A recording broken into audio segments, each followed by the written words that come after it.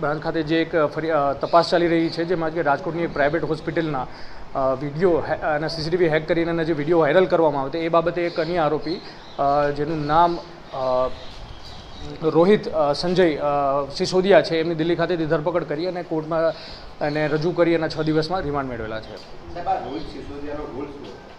આ રોહિત સિસોદિયા છે અન્ય આની પહેલાં જે પકડાયેલા આરોપી છે, જેમ કે એક છે કે પરીત ધામેલિયા અને એક બીજા આરોપી જે છે જે રાયન રોબિન પરેરા, એમની સાથે સંપર્કમાં હતા અને એમની પાસેથી જે આગળના 2 આરોપીઓ છે એ પોતે સીસીટીવી હેક કરતા હતા અને એમની પાસેથી એમના ફૂટેજ મેળવતા હતા અને આ ફૂટેજને એ QR કોડમાં કન્વર્ટ કરીને ટેલિગ્રામમાં વેચતા હતા. અને આ જ એક જે QR કોડ છે આની પહેલાં જે પકડાયેલા આરોપી છે જે પ્રજ્વલ તેલી છે, એમને QR કોડ મેળવીને જે અન્ય અલગ અલગ યુટ્યુબ ચેનલ અને ટેલિગ્રામ ચેનલ છે એમાં અપલોડ કરવામાં આવેલા હતા.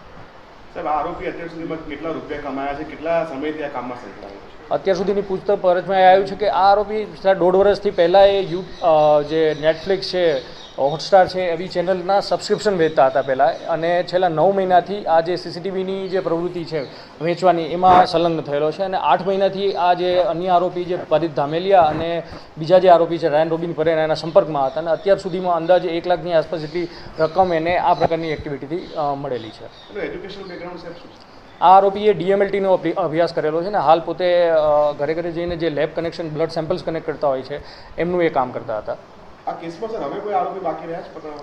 અત્યાર સુધીમાં જે મેઇન આરોપ જે કે અમારી તપાસ છે એમાં સીસીટીવી હેકથી લઈને એમને QR કોડમાં કન્વર્ટ કરી અને વેચનાર અને એમને અલગ અલગ સોશિયલ મીડિયા પ્લેટફોર્મ પર અપલોડ કરનાર એ બધા આરોપીની અત્યાર સુધીની ધરપકડ થઈ ગઈ છે.